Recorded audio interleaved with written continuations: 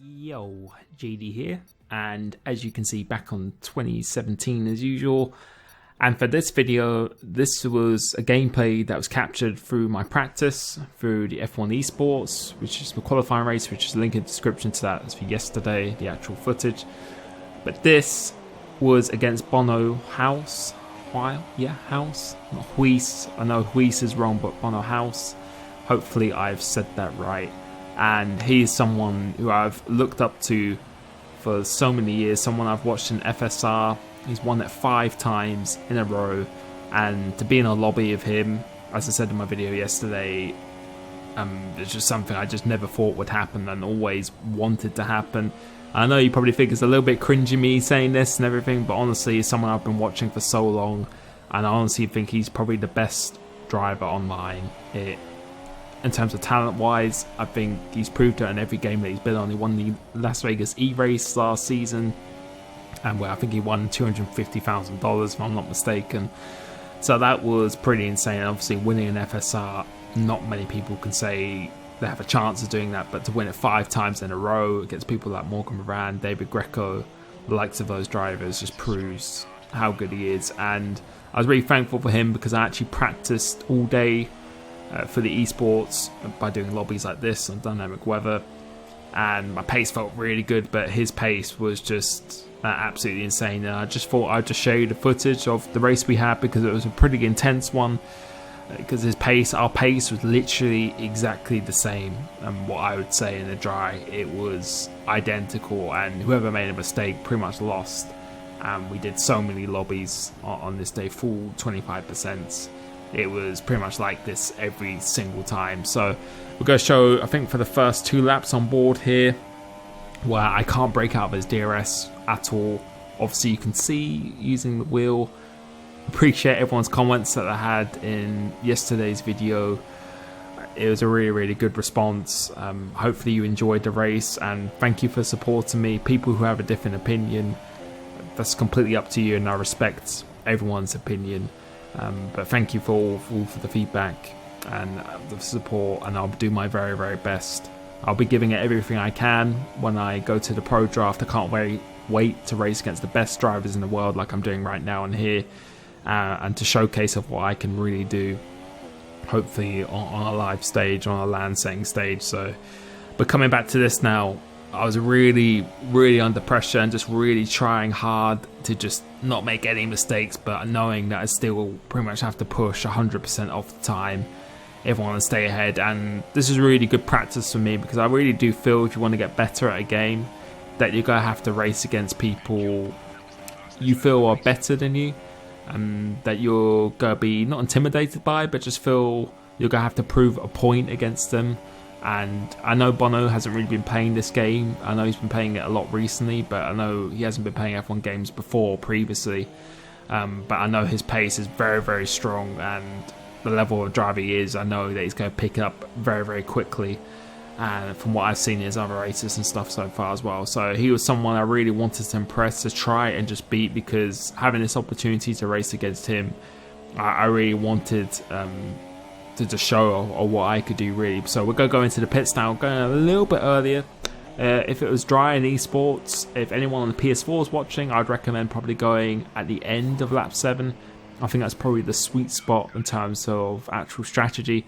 But normally I did a 19.7 as my best second lap in this race in practice, and then normally it's very low 20s from here on out, and maybe a 19 again on the mediums if you can hook it up properly. But we'll go come across the line now, completing 8 laps of this race, as Bono's actually pitted a lap later, and you can see not really too much of an overcut or undercut, sorry, not really too much at all. I think he didn't actually go full speed in the pits, which you're allowed to do in esports, which is something I probably think they maybe should change, but you're allowed to do it, which is why I went full speed. But I don't think he did go full speed, so that's the reason why he's lost a little bit of time. But we're going purple now and skipping on ahead now. He's actually going back in our DRS zone again, so his pace was just getting better and better each time, and I'm so happy that he went through, and to be able to race against him live on a LAN platform, to actually meet him now, that I'm really looking forward to actually doing that. But you can see he actually sets the fast up at 20.1, which is a pretty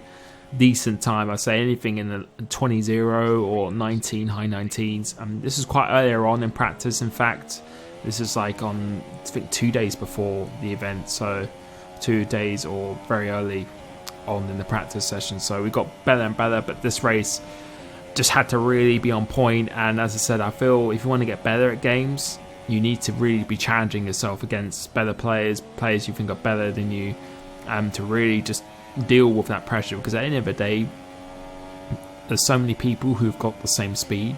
Really, it's all about when you can actually deliver that speed and how consistently you can deliver that speed without choking, without bottling it, pretty much. So, and this, I think this is a really good for me coming into the race, because if the race was dry, I would have been used to this. I would have expected this before the race.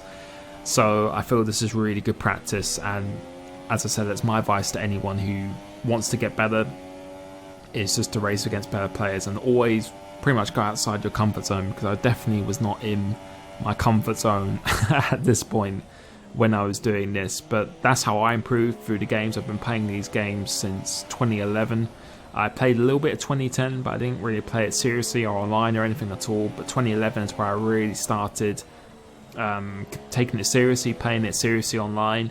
And the way I got better was playing the likes of Noble, Matty G, ACR Raven, those guys at the time, was just to race against them as much as possible, to try and learn from them by watching those videos. Hopefully you can learn something by watching my own videos, which hopefully you can, and being in scenarios like this where you're going to have to defend against the best drivers in the world, develop your racecraft against them, which will just leave me just enough room here, but really just to set yourself a target of trying to beat those guys. And then once you can beat them, or when you do start actually beating them at times, it just gives you that more confidence to just go on to better things and just to go up to a new level of what you can do, because I believe everyone has it in them to reach a very, very high level. Is depending on how much practice you put in.